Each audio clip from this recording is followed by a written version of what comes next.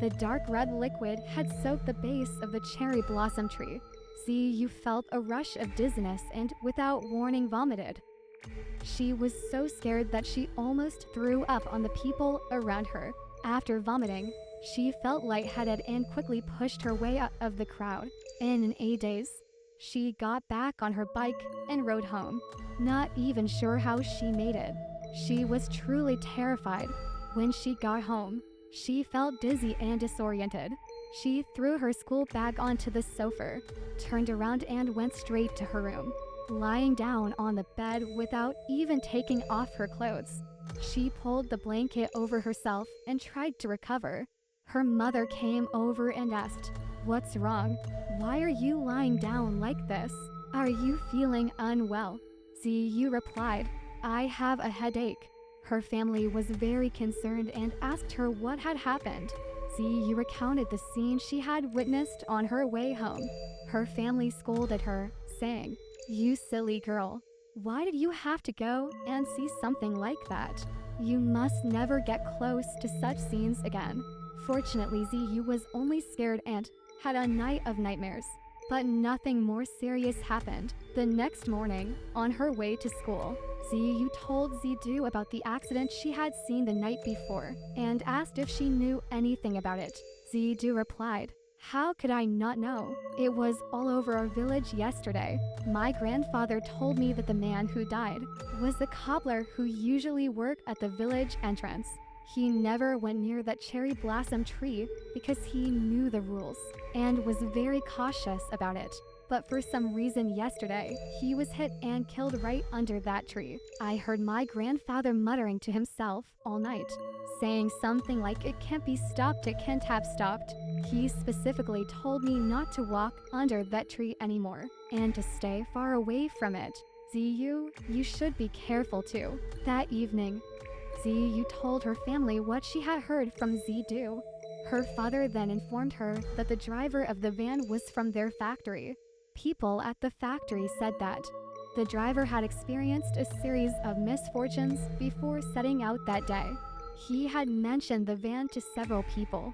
The van had been parked in the garage, but for no apparent reason the left front tire had gone flat. After fixing the tire, the van wouldn't start. Eventually, with no other choice, the driver had 3 people push the van, while he sat in the driver's seat and shifted gears. Only then was the van able to start. After all that trouble, the driver managed to get the van out of the garage, but not long after, while trying to avoid a motorcycle that suddenly appeared out of nowhere, the van lost control and crashed into the tree. The driver's head was also injured in the collision.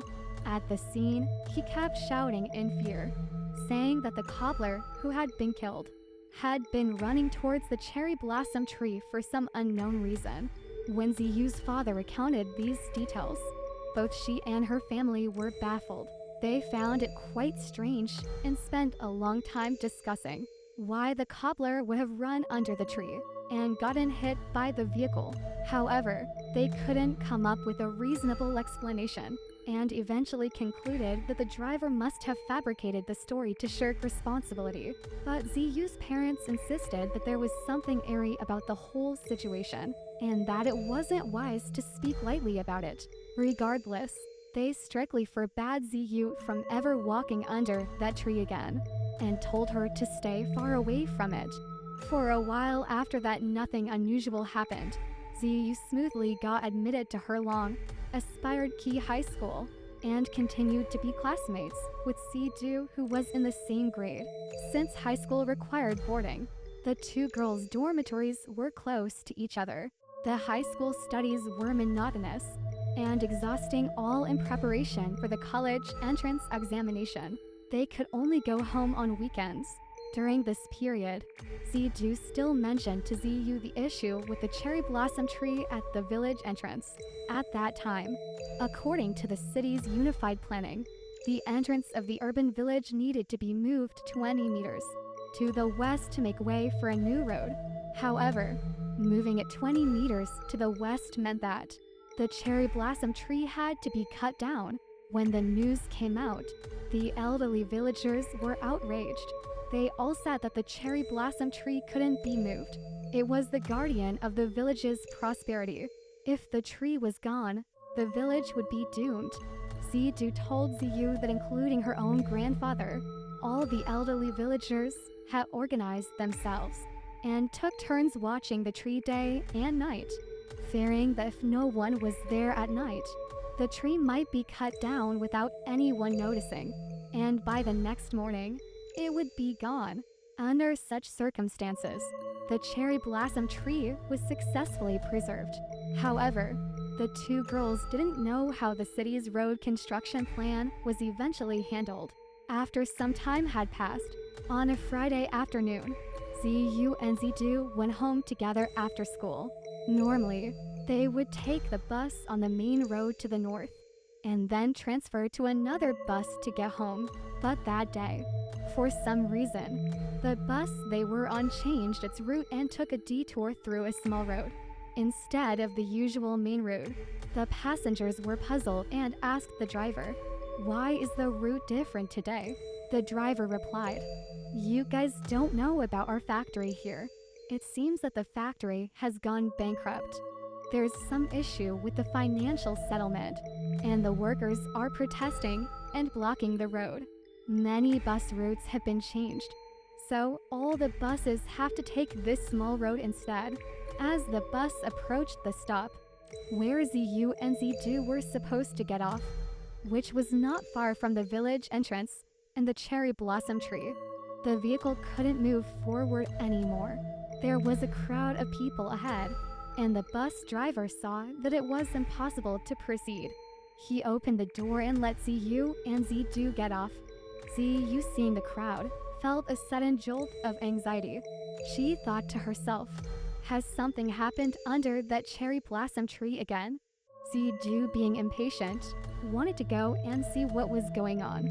Ziyu wasn't keen on joining, but before she could say anything, Zidu had already rushed forward and pushed her way into the crowd. Ziyu waited behind the crowd for a while, and then she saw Zidu come out, her face pale and her brows furrowed. Ziyu asked, "What's wrong? What did you see?" Zidu kept shaking her head. "Don't go looking, you'll regret it. There was a fatal accident. It's too horrifying." At that moment, the onlookers were chattering away. "Damn, there's so much blood on the ground. The color is off. It's all black." Another person, noticing the two girls watching, said, "You young girls shouldn't be here. Go home quickly." At that moment, Ziyu asked someone nearby, "What exactly happened?"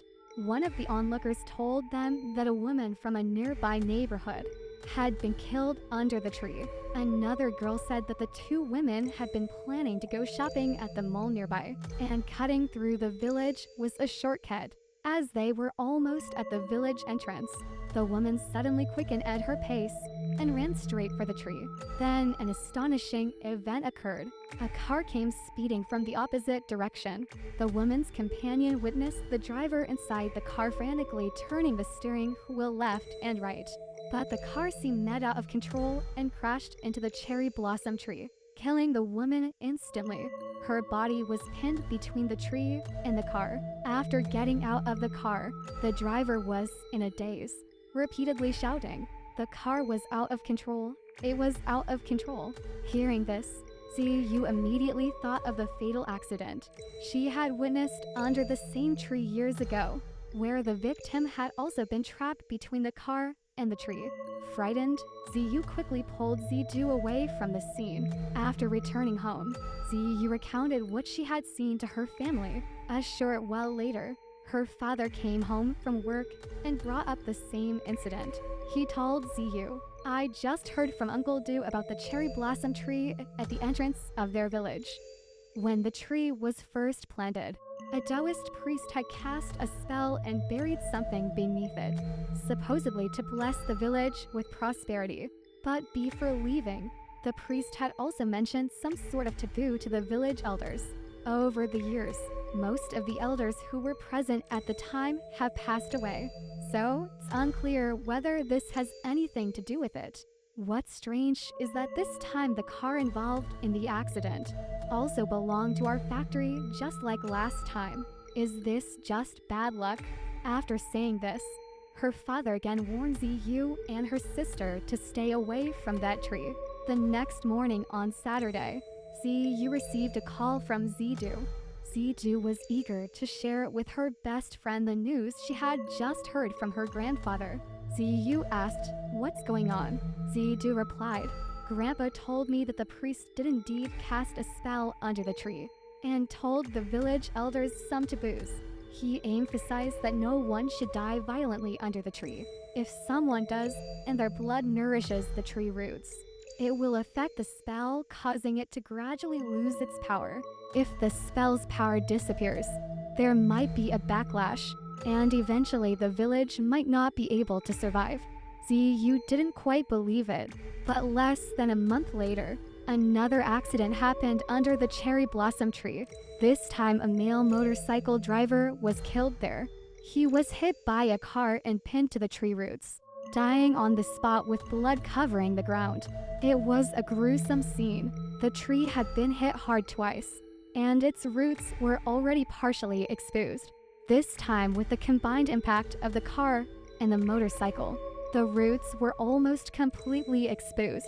It seemed that the tree would fall soon. Eventually, the city's landscaping team came, and despite the villagers' strong resistance, removed the cherry blossom tree.